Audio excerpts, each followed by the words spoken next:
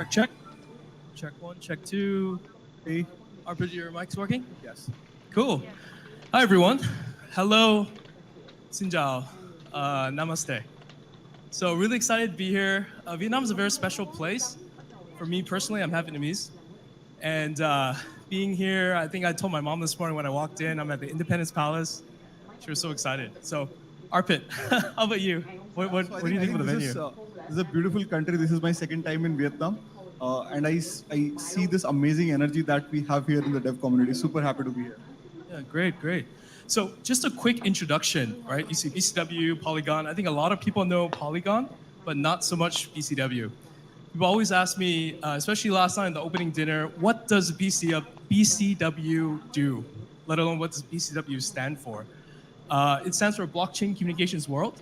We are a fintech advisory professional services company. But then in terms of what do we actually do? Uh, you've heard a lot about startup acceleration, startup incubation.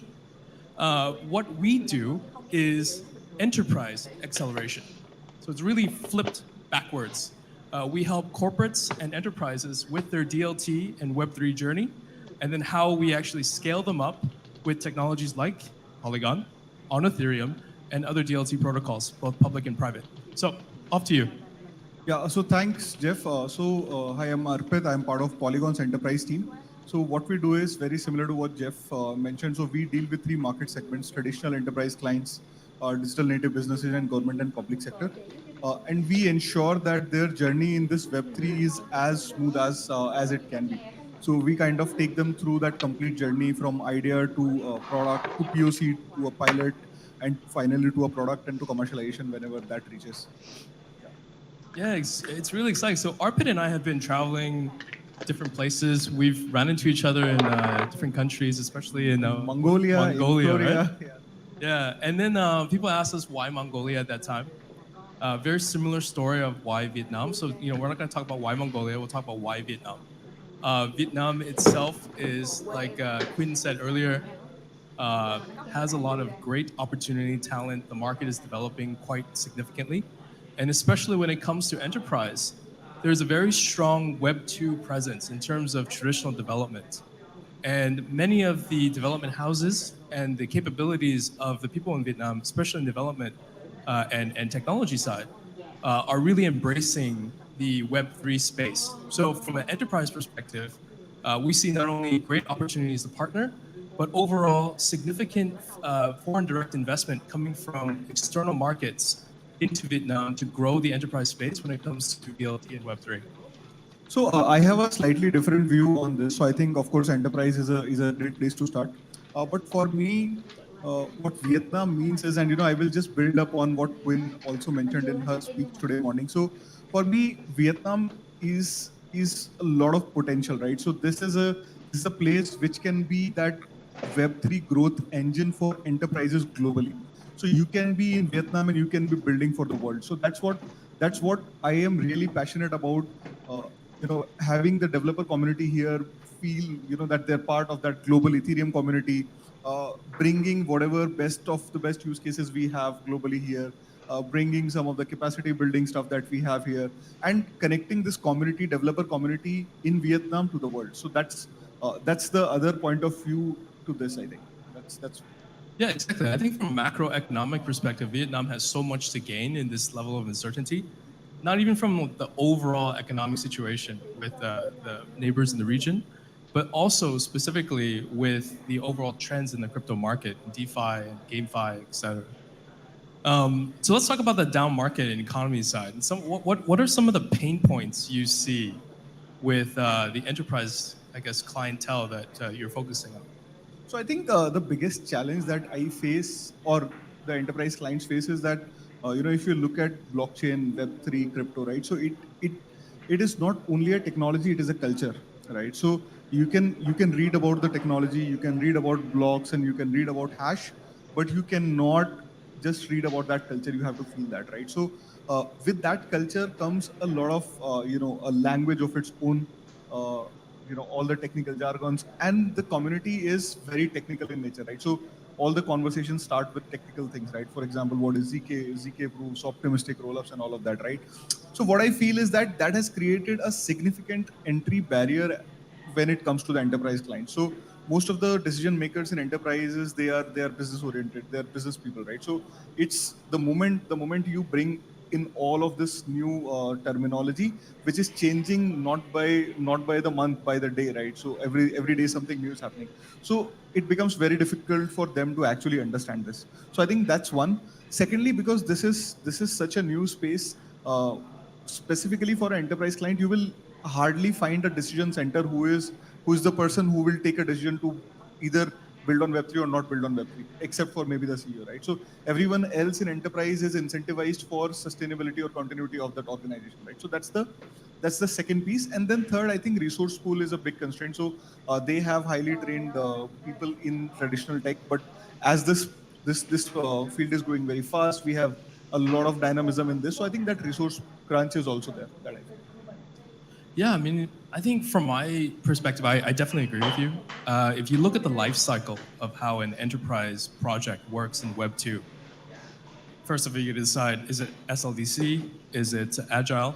Right? And then if you're going to go through the procurement process of actually getting somebody in, you have to impanel the vendor, you have to do risk mitigation, legal compliance, a whole bunch of stuff.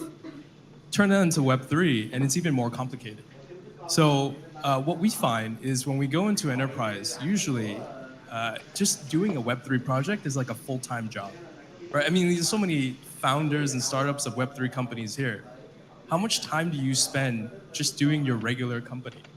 Can you imagine if I was like a chief innovation officer or if I was a director of IT, how do I even handle a Web3 project while keeping the lights on, running infrastructure, doing ITSM, doing all of the other CI/CD type activities for what I need to do? So that is the biggest pain point, I would say, from enterprise clients. So helping accelerate that, really finding the developers, standing up a program, and then specifically helping the people who want to build in Web3 inside enterprise, and then giving them a entrepreneurial kind of service to move this forward until they can stand on their own feet, and then help get funding. I think funding is really significant and important, especially in the foundations, right? There's Ethereum Foundation, Polygon type activities for grant giving services. Those are also very and extremely important for enterprise. So I think just to build on that, Jeff, so you mentioned the procurement process and all of that. So I think what we need to understand is that procurement of your traditional IT services is and products is way different than Web3, because this is innovation. This is innovation, right? This is not something that you are buying. You have to be part of that innovation, right? So that's why these procurement challenges come. And I totally agree with you that that happens. And coming to the life cycle of, you mentioned the procurement life cycle in an enterprise. What I feel is that from a technology point of view and from a business point of view, I think these are two different things, right? So we have seen a tech breakthrough. We are seeing tech breakthroughs every day with the changes that we are seeing. Now, what is happening on the business side of things is first there is a denial, right? So this technology is not going to work. This is not going to add value to the enterprise clients. And then when it becomes a bit more mature, then enterprise clients start using it for incremental advantages that they can get, or these are peripheral use cases. For example, a retail brand doing some NFT drops to see how it impacts the customer engagement, right? Or somebody doing a metaverse to improve customer engagement, just dipping their feet while at the same time staying slightly away from the core of the business, right? And then there will be a point, and it can come any day, right? So that point will be when you will have a business breakthrough where actually business model innovations will change, business models will change. A business model innovation is going to happen, and once that happens, then it becomes mainstream. So I think from a business life cycle, this is what I feel. What's your point of view on that? I think yeah, I think you're right. Commercialization is very very difficult because most of the time you're talking about data sharing, like between different organizations, and how do you actually come up with a proper governance structure for data? And then we're talking about use cases that are not that mission critical. Now you get into financial services like CFI, TradFi, sorry, TradFi moving into different applications of Web3. Then it gets even more complicated, right? You talk about real world tokenization of assets. It's also very complicated because of the legal structures. different jurisdictions have different rules. So I guess maybe I spin the question back. Given I'm not sitting here, there's going to be so many difficulties. But from your perspective, which sectors, which industries do you think are set to gain in a place like Vietnam or just in Southeast Asia in general from DLT blockchain on Polygon? So I think from a use case and industry perspective, I think social networks are going to gain immensely here. We have seen that in the earlier innovation cycles also, that in Southeast Asia specifically, social media is one, social networks is one such use case which really catches on very, very fast here. Second piece is going to be around crypto payments, and this crypto payments can be cross-border payments or having stable coins for payment of taxes in the cities, for example, right? So something very similar is being done in city of Lugano in Switzerland, where we are working with them for creating a stable coin called Luga and enabling crypto payments for their taxes and local fee and all of Lugano, that. Switzerland, Lugano, right? Yes. Yeah. Okay. Yeah. So I think these two areas, and of course I think purely from a cultural point of view, I think NFTs are going to be a really really important piece of mainstream adoption here. So you mentioned Lugano stablecoin. Can you talk more about Project Orchid, or even the most recent news, JP Morgan, Aave Arc, Polygon, in the DeFi activity with MAS? Yeah, so I think so this happened during Singapore FinTech Festival. So Project Orchid, a pilot of Project Orchid was launched. So essentially, what it was, it is a purpose-bound money. So basically, you can use that money for specific purpose. It's a flavor of retail CBDC, if I were to put it that way. So this was a project which was developed by StraightSex, and there was a partnership with Grab.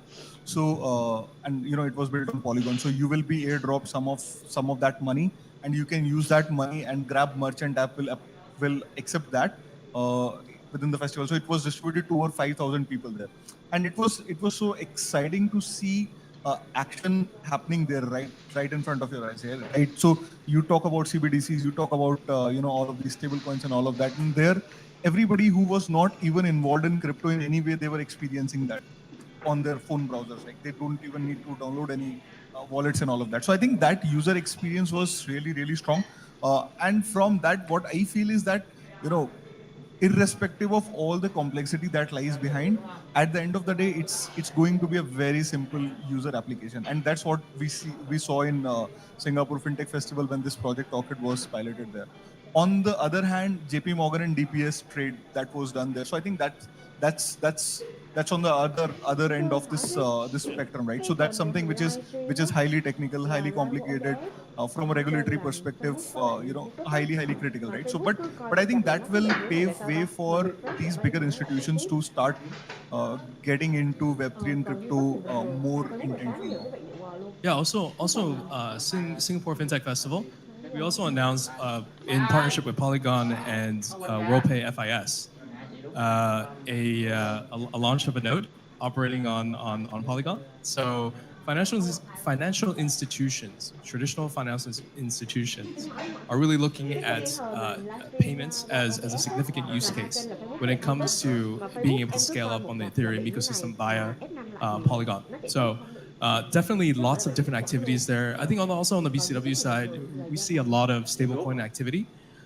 In Hong Kong, we're working with the Hong Kong Monetary Authority now to come up with several retail use cases when it comes to retail CBDC. So really excited to see where that goes. Hong Kong itself as a financial services hub has always really focused on the wholesale side of CBDC with Project Enbridge and Project Line Rock.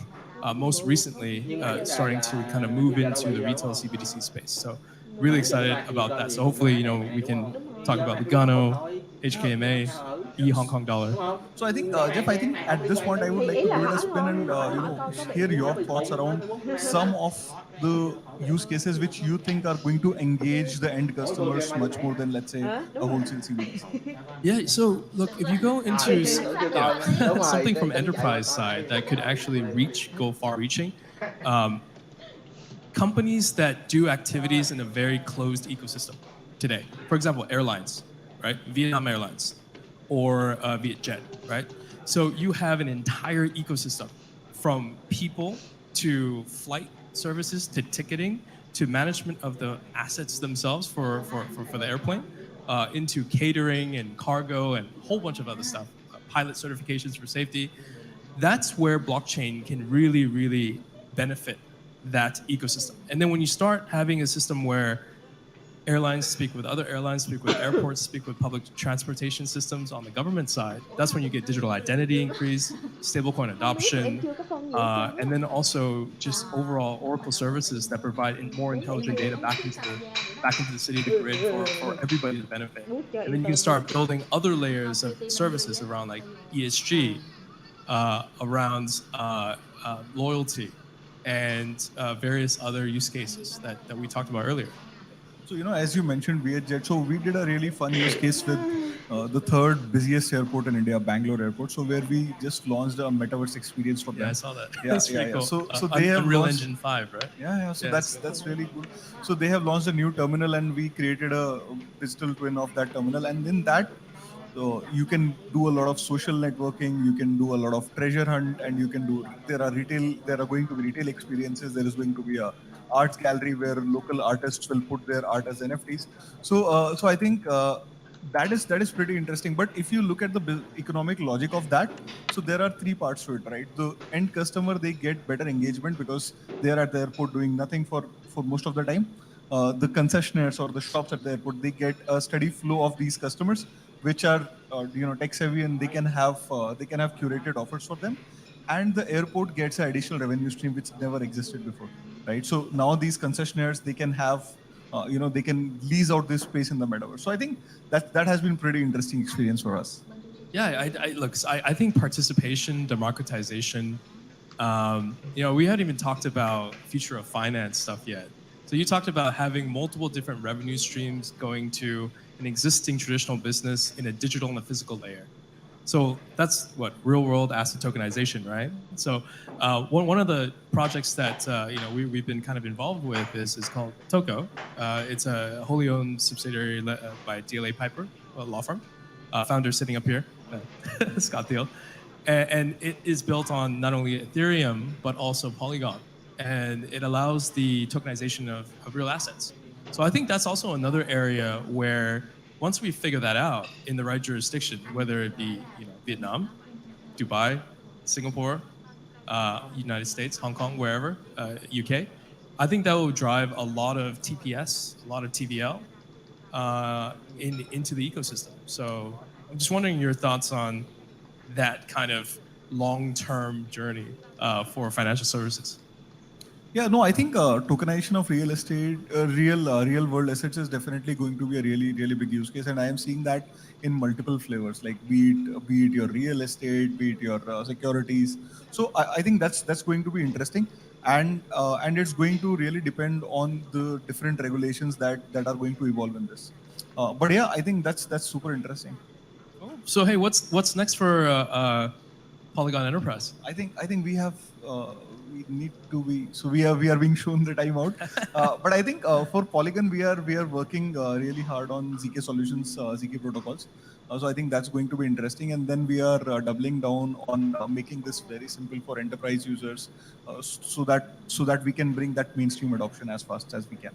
Awesome. Well, if anybody has questions, come find us afterwards.